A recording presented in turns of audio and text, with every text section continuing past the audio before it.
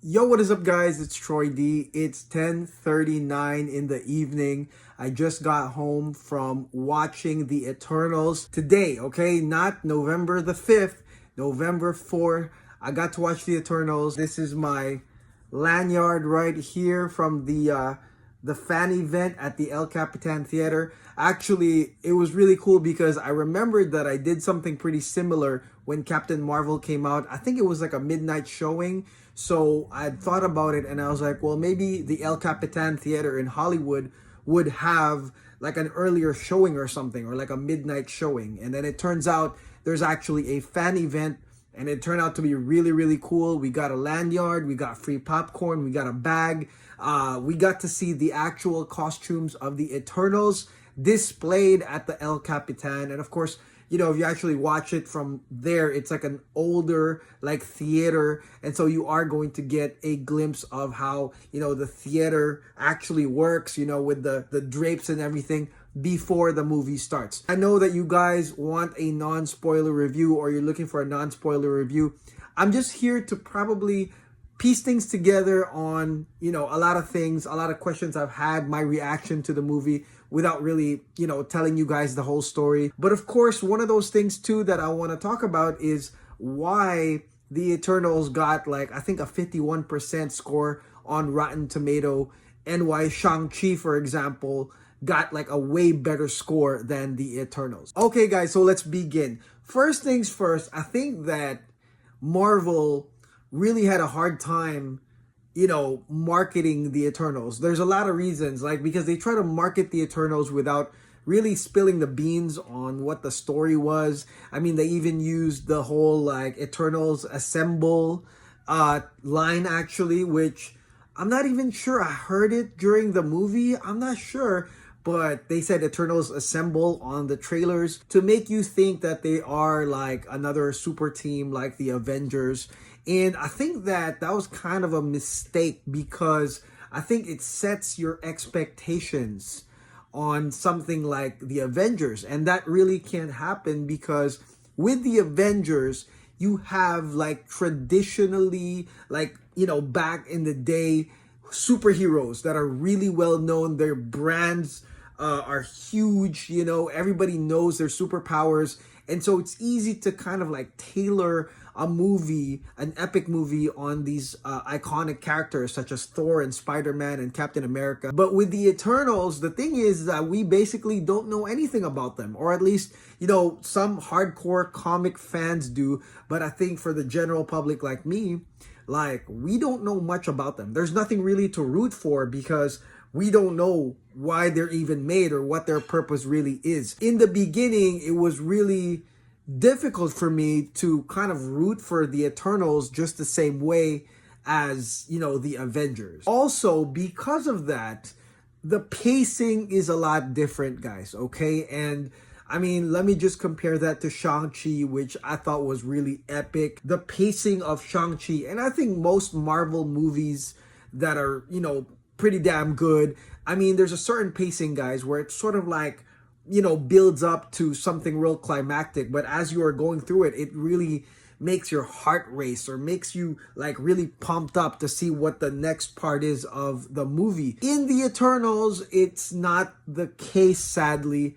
It's more of like a history lesson, If you guys don't like, history and sitting through history class, sitting through it and listening to the boring history teacher, well, you might not like this part of the Eternals movie, because, the thing that they had to do was to basically show you guys, or show the audience, how the Eternals were part of human civilization, like since the beginning, like 7,000 years ago, like back in Babylon, Mesopotamia, how they became like gods in the eyes of men. And to be honest, as a viewer, as a regular viewer, I felt like it was just not necessary. And I felt like Marvel put so much stock on it, and maybe it was really difficult to match the presence of the Eternals to like historical times. But to me, they were like really unnecessary. And I was just like, man, because like the movie would skip back to those historical times. It was they were nothing but, yeah, like just history, and like they were there and they were doing the same things that they always did. And so that kind of bored me a bit. To be honest, Marvel didn't have to do that.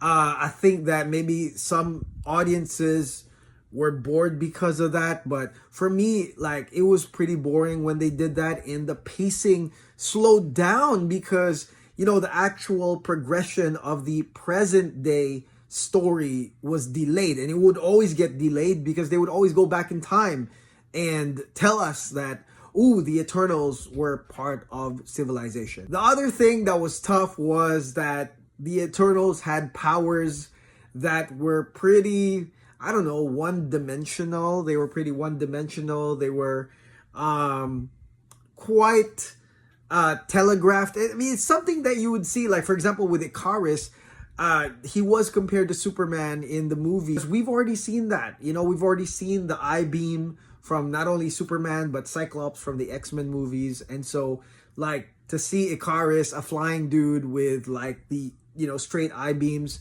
and then, the others would have like these like one-dimensional powers. I mean, that wasn't cool for me, okay? I think that it was kind of boring, just seeing those characters just have those one-dimensional moves and nothing more. That's really what you got. But then again, how can we blame them if they were just, made, for a purpose, okay? I'm not going to go further on that. But because they were made for a purpose, you don't really see much growth in terms of their power, in terms of their potential, okay, because they were assigned a certain power. And also with this movie, like, I was left with more questions than answers. One of those scenes is basically back in, I believe, the Babylon era, and the Eternals were talking amongst each others like it was like present day. Like, they were just like hanging out, like, hey, what's up? How's it going? Nice move. Like, this is like back in like 7,000 years back. So that's really interesting how they were kind of talking like, present day humans from back then. So I don't know if that's like a technological advancement they have. And let me speak in contrast right here with, Jonathan Majors and his character of Kang the Conqueror on the Loki series. And with that, you had somebody that was from like the 31st century basically give a talk, tell Loki about, what he had done with the multiverse. But then the way that he said it, it just didn't sound like, the average human being. That was pretty weird to me, hearing them talk like present day back in the day, okay? And I'm talking about like before Christ. They were talking like that already. The good points, I don't know. It's like the last 30 minutes were the good points. Basically, the last 30 minutes when, the action starts picking up finally after all of this, like going back in time to tell the history lesson with a boring history teacher to present day, getting us all pumped up, and then, go back to the history lesson.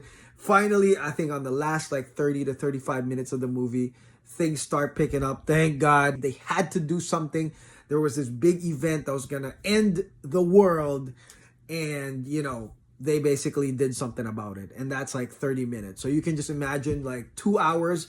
This is 2 hours and 37 minutes. So first 2 hours, history lesson. Last 30 minutes, finale, the battle, beating up stuff. Now, I do appreciate some things. I definitely appreciated the character that was like super duper fast. I don't know what her name is. She was really cool. All her fight scenes, actually, no, all the scenes were pretty damn cool. And I wouldn't be surprised if DC was watching this and, they're like, ooh, we got some ideas for the Flash or something, because, she was really dope. Big question, though, the Black Knight, Dane Whitman. I mean, what does he have to do with all of this? It's just like, it's a cosmic event. There's a cosmic thing. You got celestials the size of Earth or more than the Earth. And then you've got Dane Whitman with the Black Knight. I mean, they're kind of seeding this character through this movie, but I don't know how he can do anything. How can he fight off a Celestial or Eternals? I don't know how that's going to work. But in my opinion, he might just end up at the Avengers, because that's really I mean, that's really where he's at anyways in the comics. So Dane Whitman, in my opinion, just goes to the Avengers. I don't know if he can do anything cosmic. I don't know yet. And the big question I have is like, how long is it gonna be before he becomes the Black Knight and actually comes back? Because we don't know if there's a movie about it or he'll be in another Marvel movie. But you know how Marvel is. It takes years for things to resolve, okay? Like, we might feel like it's not that long, but to be honest, like, when I look at the dates of previous Marvel movies I've seen, I'm just like, man, it's been like 3-4 years. Oh my God. In like 3-4 years, I'll have white hairs. Also, as you guys know, there's a lot of controversy with the Eternals right now because you have, well, first and foremost, the first sex scene, in my opinion. This is the first sex scene. I had to cover my daughter's eyes fully like this. And, you know, there's also the first, like, same-sex scene. And that's the reason why there's a lot of commotion right now in other countries if they want to release it. If you're planning to bring your kids, you might have to have them close their eyes, you know, if you're one of those parents that, you know, you don't want them to see kissing scenes and all of that. All in all, I understand why the Eternals only got 51%. Again, to me, it was really unnecessary for Marvel to put so much weight into the history of civilization and the Eternals' role into it, okay? At the end of the day, they were fighting the Deviants, and the Deviants, let me just tell you guys, whatever you guys see on the trailers, on the Deviants and the Eternals, what you see is what you get. There's nothing more special than what you've already seen. If you've seen the Deviants on the trailers, they're these monsters that fly, or they're like panthers or whatever, and, you know, they're just fighting, you know, type of Zoids, Godzilla type characters, like a mini Godzilla. Basically, that's what they are, you know? And so, I don't know, like, maybe I've seen enough movies with similar types of monsters that I really didn't feel like they were a threat, to be honest. Like, I know the Deviants were supposed to, you know, eat the humans or stop humans from evolving, but, I mean, I wasn't as threatened. Now, Thanos was threatening, okay? When I saw Thanos do his stuff, I was just like, man, I was pretty threatened. I was like, oh man, this guy is not to be messed with. But the Deviants, they're all right, you know? And as you guys have seen, the battle scenes on the trailers, same thing, same type of battle scenes. Eternals with one-dimensional type moves. I don't know, like, action-wise, it's kind of like a 6 out of 10. Did I like the Eternals? Yeah, it's all right, but it's not Shang-Chi. You know what I mean? I mean, Shang-Chi was epic to me, and that was really unexpected. I thought that Shang-Chi was gonna suck, or what, you know, it wouldn't be that good, but it turned out to be way better. And they had a dragon. They had a dragon in Shang-Chi, so, I mean, yeah, I mean, Shang-Chi was just way better. This one right here, guys, a lot of history lessons and not so much on the action part. And I think that in the end, there's just more questions than answers. We don't know when these guys are going to come back, because they are going to come back. But would it be the Eternals 2? And would the Eternals 2 finally be a movie without the history lesson? I hope so, because it's too much for an Origins movie to bank on, to where the whole movie is like an Origins movie. I'm really praying that they pick up the pace, that they link up with other Eternals, and it becomes more action-packed. I think that the movie will be a massive success just because it's Marvel. People are just gonna come to the movies anyways to watch this. They're gonna make a ton of money. But, I mean, the 51% Rotten Tomatoes score, like, I definitely agree with that. And I am unbiased. Matter of fact, I'm a huge Marvel fan. But after watching this, I was just like, yeah, it's a 51% for sure. Probably like a 50% actually. Check it out today. I mean, it's almost midnight. I'm sure some of y'all are already at the midnight showing.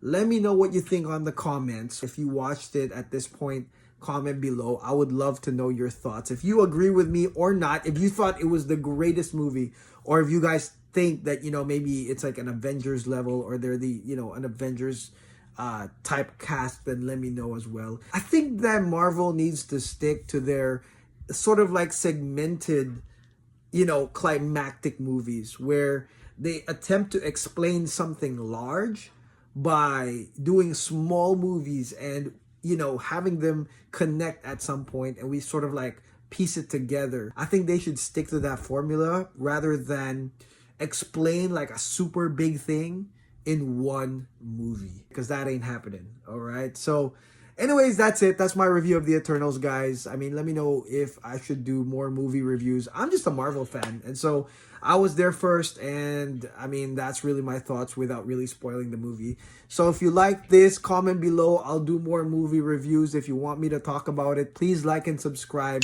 and I'll see you guys if and when I do another one. Peace.